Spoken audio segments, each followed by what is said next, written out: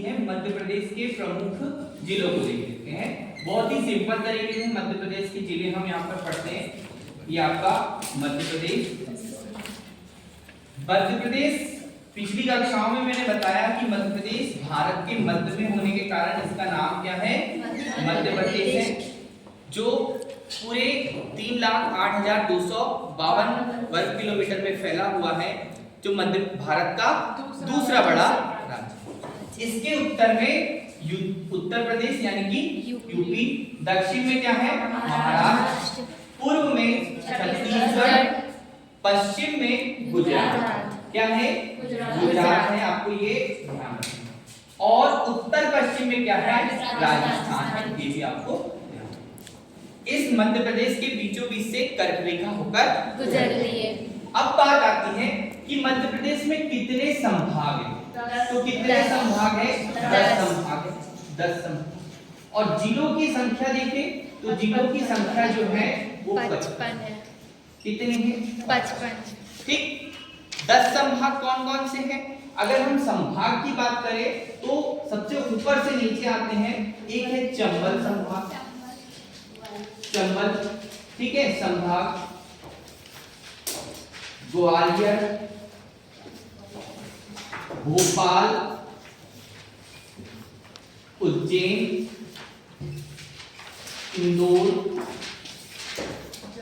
जबलपुर, सागर, जबलपुर, शहडोल, ठीक, नंबर। और कोई रह गया क्या? 1 2 3 4 5 6 7 8 9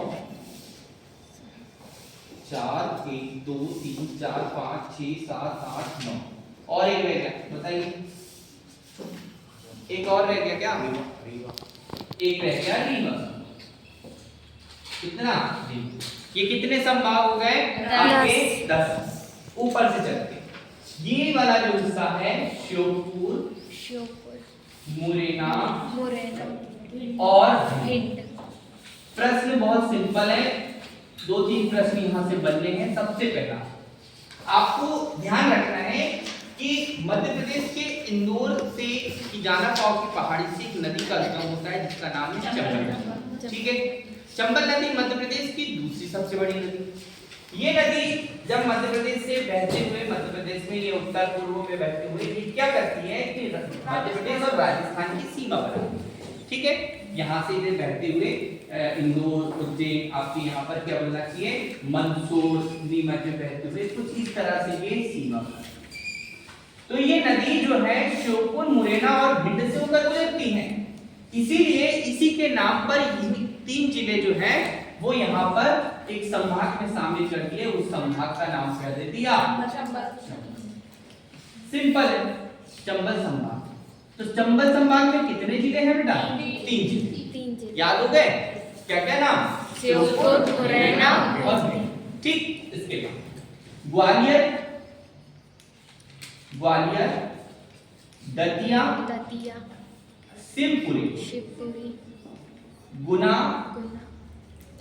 और अशोक। बिल्कुल सिंपल, आपको याद रखना है क्या? ग्वालियर, दतिया, शिवपुरी, गुना और अशोकनगर, ये जो जिले हैं ये आपके किस में आते हैं? ग्वालियर संभाग में। ठीक, सिंपल है, बन जाएंगे क्या? 2 संभाग बताए, चंबल में श्योपुर, मुरैना और भिंड। ग्वालियर में कौन से? ग्वालियर, दतिया, शिवपुरी, गुना और अशोक। ठीक है, आगे भोपाल। चूंकि सब लोग जानते हैं कि भोपाल मध्य प्रदेश की राजधानी है, तो भोपाल के पास में पड़ता है राजगढ़। ठीक, उत्तर पूर्व में आपका विदिशा, पूर्व में रायसेन और इसके दक्षिण पश्चिम में सीहोर। तो ये चारों 5 को मिलाकर एक संभाग बनाया, उस संभाग का नाम क्या दिया? भोपाल संभाग। कौन सा संभाग बेटा? भोपाल संभाग। तो भोपाल संभाग में कितने जिले आते हैं? बोले 5 नाम आ गए, भोपाल, राजगढ़, विदिशा, सीहोर, रायसेन। ठीक है, अब दक्षिण में चले तो दक्षिण में ये संभाग जिसको हम 3 भागों में बांटते हैं कुछ इस तरह से। एक आपका क्या है हरदा, यहाँ पर आ गया नर्मदापुरम, इसको हम क्या कहते हैं होशंगाबाद, और ये आ गया बैतूल। तो इस संभाग को क्या कहते हैं? इस संभाग को कहते हैं नर्मदापुरम संभाग। तो नर्मदापुरम संभाग में कितने जिले हो गए? 3। नाम हरदा, नर्मदापुरम, बैतूल। ठीक, तो यहाँ हमने एक बीच का हिस्सा देख लिया जो 4 संभाग है। कौन कौन है बेटा? चंबल, ग्वालियर, भोपाल, नर्मदापुरम। ठीक, अब इसके हम पश्चिम में चलते हैं। 2 संभाग पश्चिम में कितने? 2 संभाग। यहीं से एक लाइन खींच देते हैं इसके उत्तर और पश्चिम में, और उत्तर और दक्षिण में। यहाँ पर उज्जैन, देवास, शाजापुर, आगर मालवा, ठीक है, रतलाम, मंदसौर और नीमच। ये क्या हो गए आपके जैन संभाग। कितने बताए भैया? यहाँ पे 8 आना चाहिए। नीमच, मंदसौर, रतलाम, उज्जैन, देवगढ़, शाजापुर, देवास। ये जिले किस में आ गए? उज्जैन। सिंपल है, बनेगा कि नहीं? चलिए आगे देखते हैं क्या। इंदौर के पश्चिम में धार, अब इनके आसपास झाबुआ, अलीराजपुर, बड़वानी, खरगोन, खंडवा और बुरहानपुर। अब देखो हमने आपको बताया था कि मध्य प्रदेश का सबसे पश्चिमी जिला अलीराजपुर, दक्षिणी जिला बुरहानपुर। ठीक है, तो ये कौन से संभाग में आ रहे हैं? इंदौर, धार, झाबुआ, अलीराजपुर, बड़वानी, खंडवा, खरगोन। देखो बड़वानी खरगोन से अलग हुआ है, खंडवा से अलग हुआ है बुरहानपुर। हमने अभी आपको बताया था कि बड़वानी, खरगोन, खंडवा और बुरहानपुर ये निमाड़ है। क्या है ये? निमाड़। ठीक है, तो ये आपका कौन सा संभाग हो गया? कितने संभाग बता दिए? 6। अब कितने बचे? 4। आगे बढ़ते हैं। इस वाले संभाग को कहते हैं जबलपुर में आता है नरसिंहपुर, ठीक, नरसिंहपुर, कटनी और जबलपुर, मंडला, डिंडोरी, बालाघाट,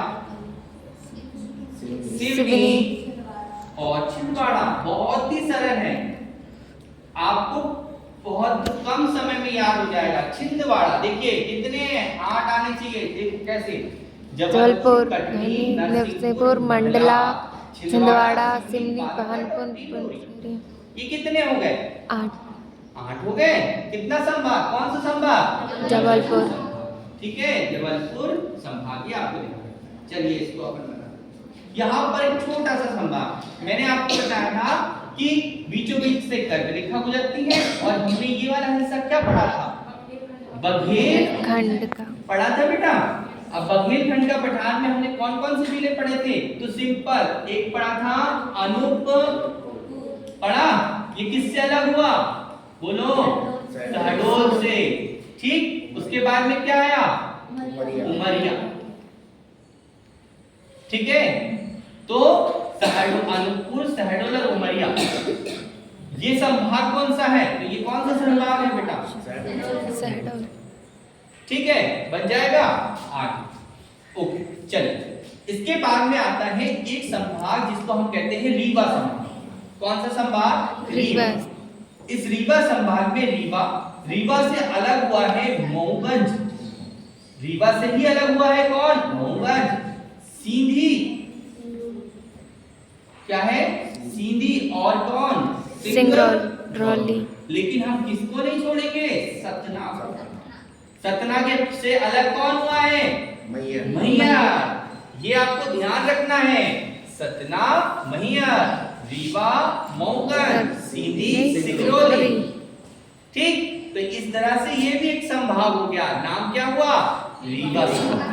ठीक, अब एक संभाग बचा है, कौन सा? सागर। चलिए, सागर के पास में दमोह। दमोह। ठीक, सागर दमोह। यहाँ पर छतरपुर। छतरपुर से अलग कौन हुआ? टीकमगढ़ से अलग हुआ है। छतरपुर के किनारे आपका क्या बनेगा यहाँ पे? टीकमगढ़। और टीकमगढ़ से अलग कौन हुआ है? निवाड़ी। यहाँ पर छतरपुर और उसके पास में क्या है? पन्ना है।